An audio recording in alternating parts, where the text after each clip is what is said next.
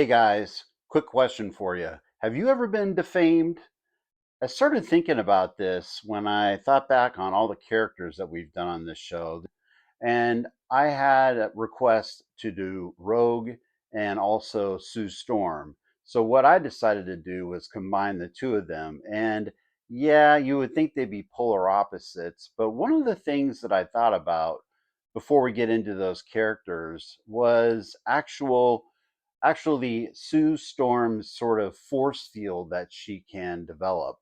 And I was thinking a lot about human psychology because, as I said before, I run a mental health care software company, and I really am interested in this whole concept of barriers. And so, if you look at this diagram, um, you can see here the core self, which is the thing that we all have within our human uh, I don't know, psyche, is there. And what I was really starting to think about is the core of these characters, like Rogue, for example, her basic identity is to protect mutants and also protect humankind. Same thing with Sue Storm. But what's interesting is, like all comic books, like you'll see, Superman, Batman, Wonder Woman, Spider Man, all of these characters that we've covered in this show, these people are honestly defamed not only by the villains, which you can see that, but by actually good people and citizens that they're actually trying to protect. So I thought that was a really interesting thing. And I really wanted to understand, these are like the best people in the world that are trying to help humankind and their own kind. Why are people doing this? What's behind this defamation, and what's the psychology behind it? So I did a lot of research into this, and we're going to get into the characters. But I really started thinking about this with Sue Storm, like I said, with invisibility, right? But really more of this protective sort of barrier. And really, what I found was this defamation that people are doing against these superheroes. It really specifically relates to false and reputation damaging statements. And also, it is often driven by a desire to harm, gain an advantage, or protect this other person, oneself, which is the accuser, at another person, the superhero's expense. So I thought that was pretty interesting. But what's happened with a lot of these characters, and you'll see this in this diagram, is that they have their core identity, which is their integrity and their purpose, which a lot of the superheroes have that purpose, and then they have their convictions and values, and they center those regardless of this outside opinion. So you see a lot of that with Superman and what he believes, despite what the public might be saying at the time, or any of the villains and the lies that they're trying to spread. So I think that's pretty interesting. And I think that's, if you want to stand out and make any difference in the world, you'll have to do that. So people are so quick to tear someone down, but it's easy to do that versus like build people up. And then they create sort of like this protective bubble. So they have healthy emotional, relational, spiritual boundaries. It regulates, what gains access to them.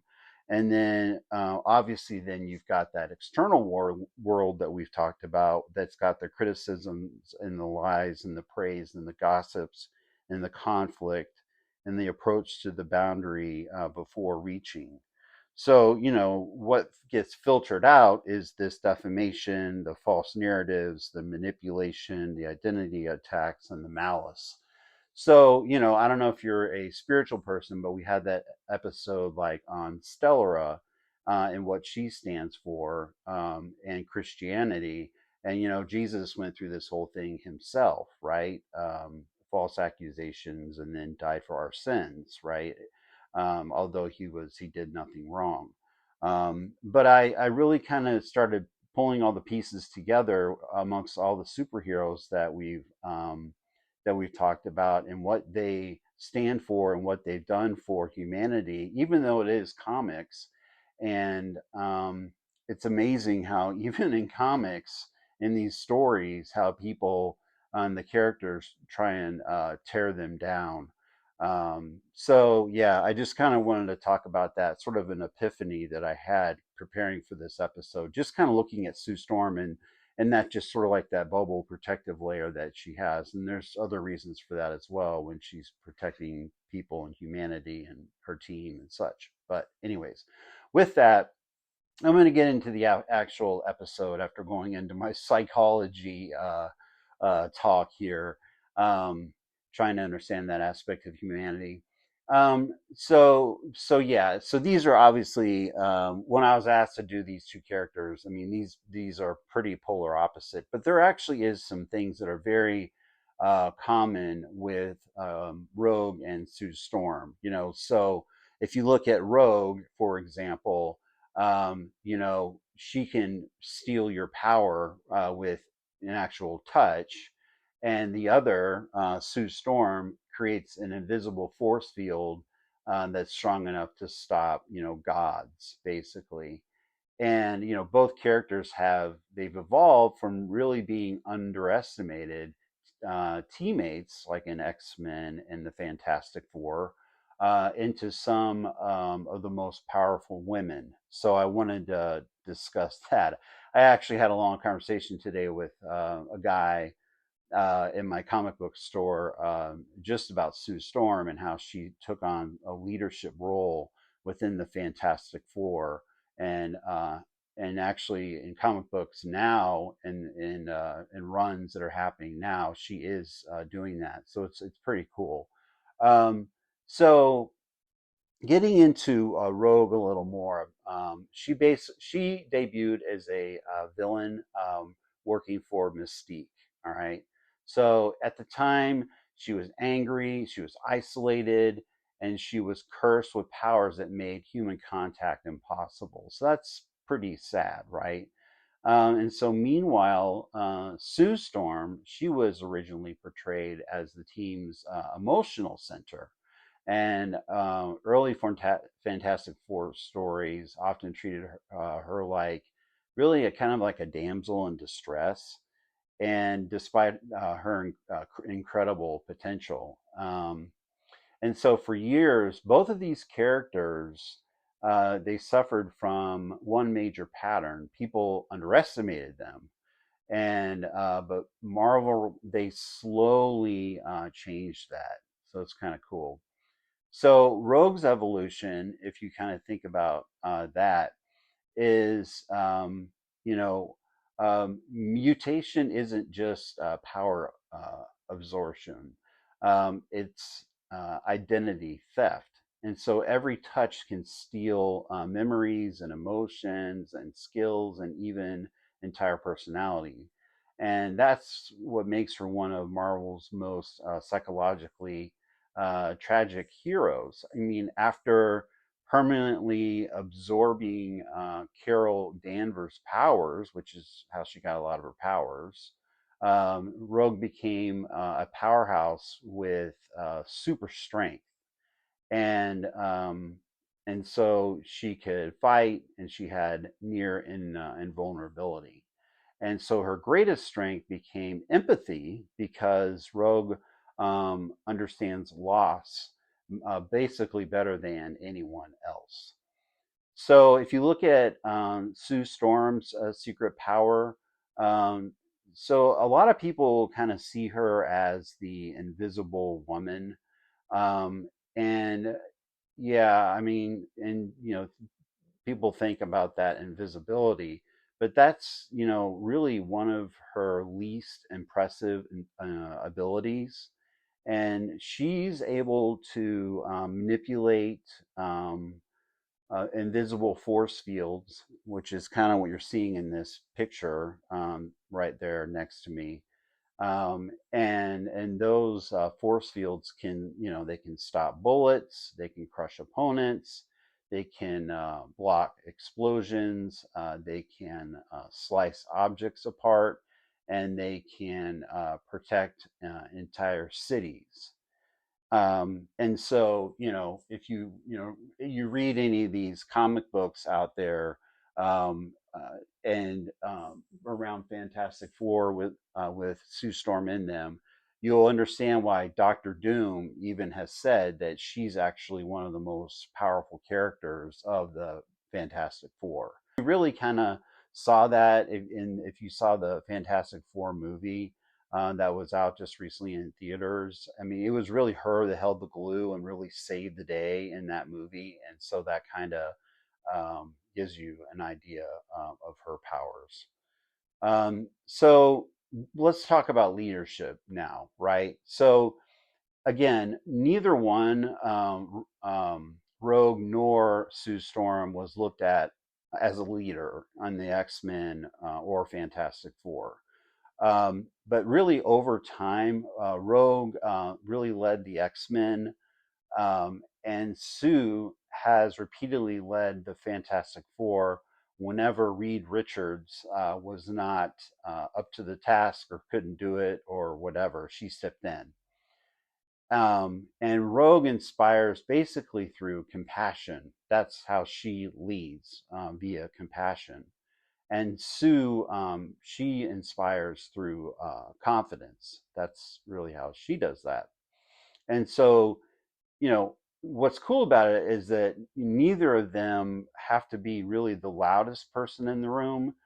Just because of compassion and confidence, they're able to run those teams themselves. So it's sort of like a quiet strength, which is really cool. Um, all right. So then the next aspect of this is family versus found family. So Sue Storm, obviously, she fights for family, but Rogue actually is for found family. And so with her, the X Men actually became her family, and and the family that she never had, quite frankly. And her relationship with Gambit actually reflects that growth that she has. And she learns, which is kind of cool, and this is very true for all of us.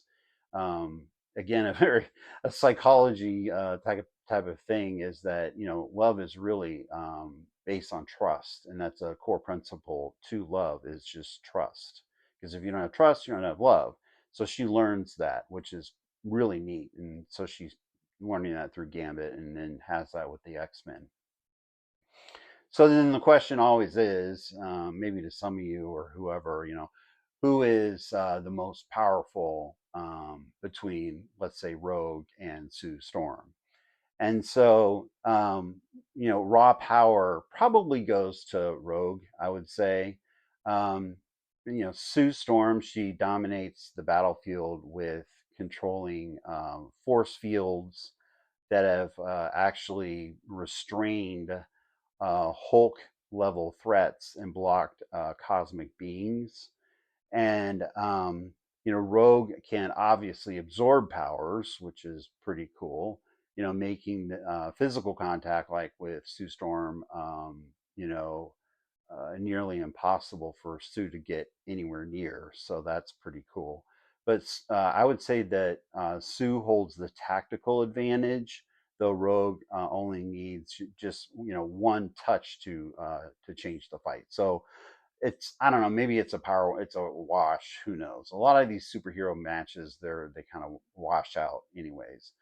Okay, so again, I'll leave this episode with this. Who cares? Why do they matter, right? I mean, this is our 19th episode, so why is Ben going in here and doing a joint session on Rogue and Sue Storm? Okay. And so, basically, what happens here is that Rogue, she represents learning to love yourself despite feeling broken. All right, so that's one of the things, and I'll show you a little picture of that and her evolution to that. And Sue actually represents discovering strength through people that never believe that you had. So that's pretty cool, is that she's able to build that up on a team that didn't think she had the strength to lead, and so now she does. So that's really neat. Um, so the thing is, what's interesting is, neither of these characters, they did not become iconic overnight. It took a long evolution of that to occur. But they earned it honestly through really decades of growth as they evolved as characters. So that's pretty cool. So, anyways, if you like this aspect of this video, especially at the beginning when we talk about psychology as it relates even not only to us as humans, but also to superheroes, and they face a lot of the same things we do, right? I thought that was kind of cool. Let me know. Put some notes in the comments or whatever, and I will check you next time. Like, subscribe, tell your friends, and we'll take it from there. And check out the next episode, which we're going to be on He-Man. So we're going to take a really weird kind of diversion from our kind of superhero, Marvel, DC, all that kind of world to the world of He-Man. So that'll be next week. And so I'm really excited about that. So thanks, guys, and we'll see you next episode. All right. Bye.